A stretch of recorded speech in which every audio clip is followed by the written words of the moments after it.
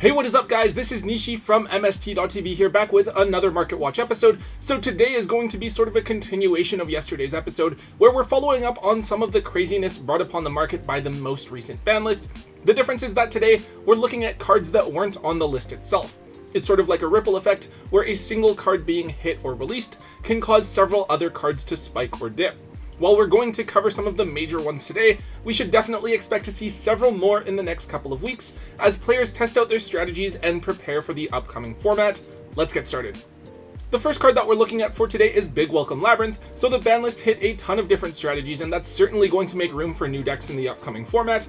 However, there were a ton of notable decks that went through the list basically untouched, including Branded, Fire Kings, and then most notably Labyrinth. Labyrinth is a deck that saw a ton of competitive success over the second half of 2023, and the fact that the deck made it through the list completely untouched was honestly kind of surprising. It shouldn't be a shock then that players are assuming that Labyrinth will be one of the best decks of the upcoming format, as even though they aren't a fire-based strategy, they have a really unique playstyle and consistent access to really scary cards such as Eradicator Epidemic Virus and Dimensional Barrier.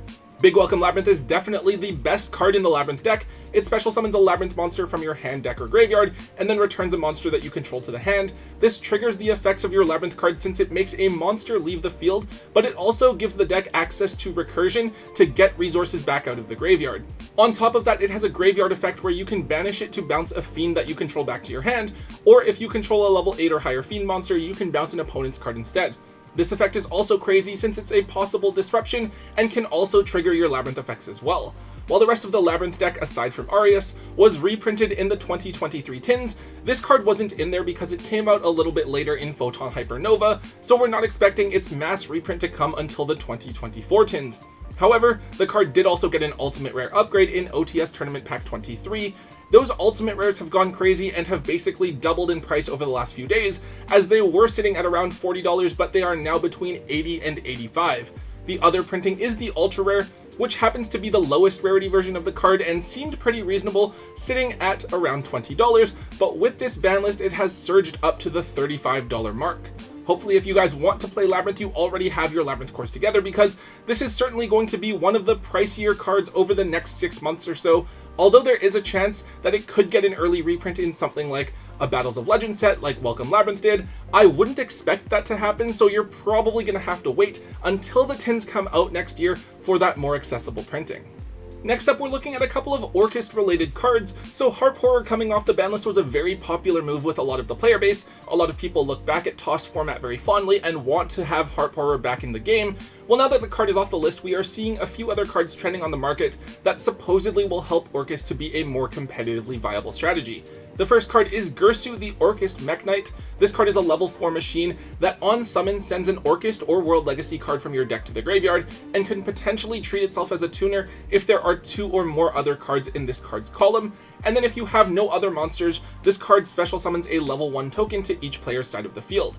Effectively, this means that Gursu can be a free link 2 monster, or if Gursu is being treated as a tuner, then this card is a 1-card IB, another card that was freshly unbanned. I've seen a few different Orcus decks running around online that people are playing with. There's one that plays all of like the scrap engine, and then I think there's also a replay on DB Grinder's channel with Runic Orcus that looked really interesting as well. Now the thing is, Gursu came out a little bit too late. By the time it came out in Eternity Code, I believe that Harp Horror was already banned or was about to be banned, so Gursu never really had its chance to shine. People tried to make Orcus work afterwards, but it was just already kind of dead. Now, however, players finally have the chance to play Gursu alongside Harp Horror, and so we're seeing some interesting combinations. It's just the original secret rare copies of Gursu that have really moved upwards notably. They were around $7 to $8 before, but they are now under the $20 mark on TCG Player. The Ultras from the 2021 Megatins have gone up as well, but they've gone from like 30 cents to now being $1, so that budget alternative still is an option. If you are going to play Orcus and you've had your Orcus cards from a few years ago, then maybe you do want to play that blinged out version. I think that early on, like right now, I'd actually recommend picking up a set of the Ultras if you can get them for just a couple of dollars, just in case Orcus catches everyone off guard and actually manages to perform well, or if for whatever reason we see like an Orcus engine being used. I would, however, consider getting rid of the secret rares while they are riding this wave of hype following the ban list. One other Orcus related card here, it's Galatea the Orcus Automaton. So Galatea is one of the key extra deck monsters for Orcus alongside Dingirsu. You can use any two monsters to make it as long as one of them is an Orcus, and this card simply shuffles back a banished machine monster into your deck, and then lets you set an Orcus spell or trap card from your deck to your side of the field. There are a few good options, such as Crescendo, the counter trap card, Babble, which is the field spell that turns your Orcus effects into quick effects, and then Return, which is basically a trade-in that allows you to draw 2 cards.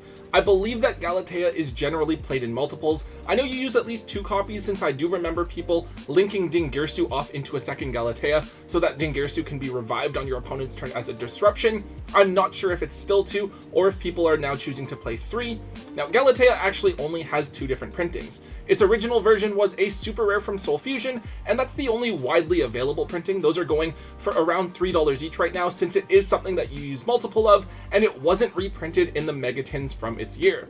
The higher end printing is the ultimate rare. These were around the $50 mark for quite a few years, but over the last few days have jumped all the way back up to $65 each. Hopefully this is a card that you guys will be able to dig up a couple of super rare copies of out of your bulk, since I think no one really cared about this card all that much after Harp was banned. Consider keeping a couple of copies for yourself if you are really interested in giving Orcus a try, but other than that, I would dump this card before it finally gets reprinted.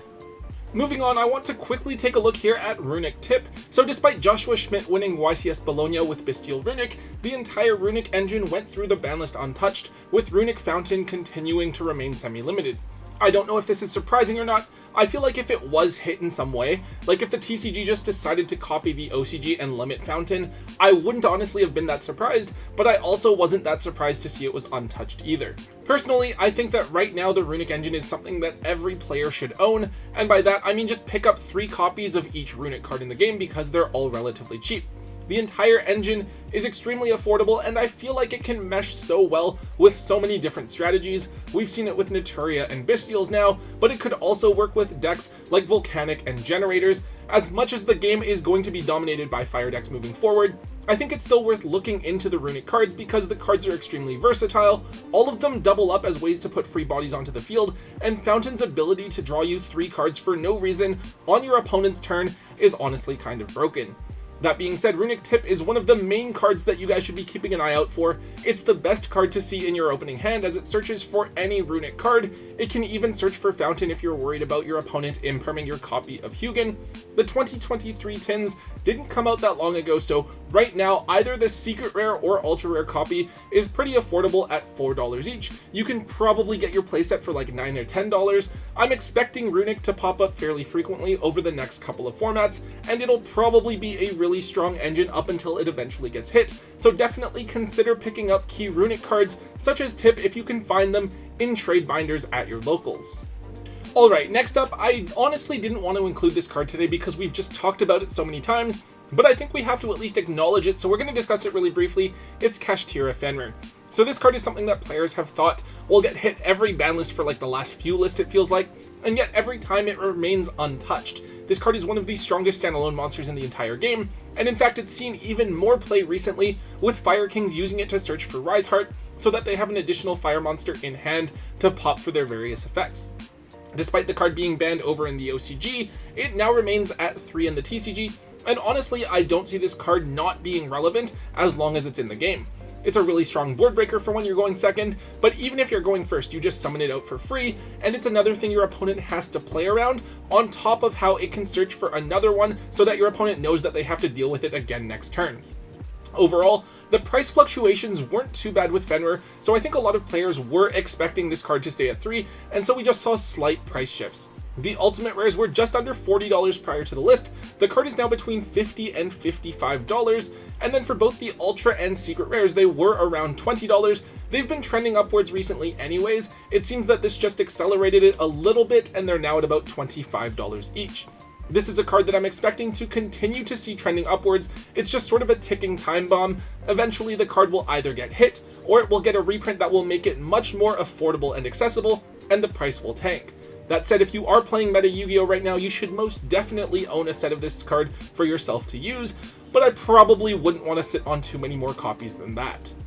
Okay, so this one's a bit different. We're talking about a card that's down rather than up. It's Rescue Ace Hydrant. So with the most recent ban list, we saw Rescue Ace Airlifter limited to 1, so the deck loses 2 really good 1-card starters.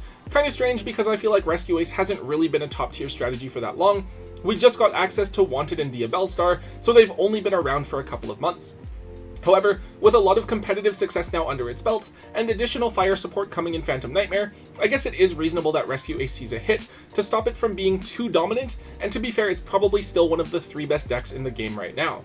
However, this hit seems to have caused a lot of players to lose confidence in Rescue Ace, as we've seen Hydrant, a really important card for the deck, trending downwards over the last couple of weeks.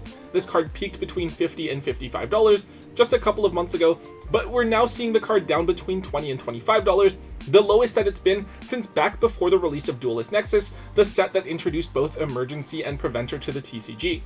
Now, moving forward, I feel like Rescue Ace is still something that should be taken seriously.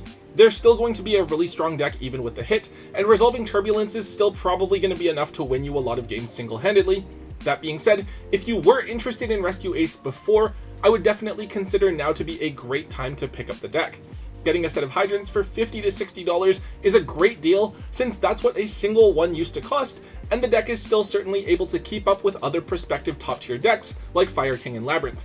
Furthermore, I'm personally not expecting Amazing Defenders cards to be reprinted until the 2024 tins. I think that those tins will include Pearly, Rescue Ace, and Makonko, as Amazing Defenders turned out to be one of the most meta-relevant side sets that we've ever gotten, so they'd be a really strong selling point for the tins. But those tins are still more than a half a year away, so if you're looking to finally pick up Rescue Ace, but you've been reluctant to because of their price tag, a couple of key pieces are now much more affordable, and now might just be the time to do that. And finally, to wrap things up here, there is one small card I want to look at quickly. It's DD Sprite. This card is a level 1 fairy tuner monster that is apparently being used in the Runic generator deck. Most of the time, this card is a brick that you can special summon out of the deck when you tribute off Diviner of the Herald, but you can also special summon it out of your hand by banishing a face-up monster you control until the next standby phase.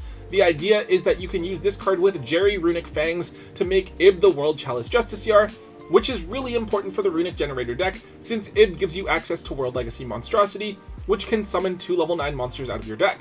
So yeah, there are other cards that you could technically use here, such as Buten or Hanawata, but DD Sprite is the objectively best option.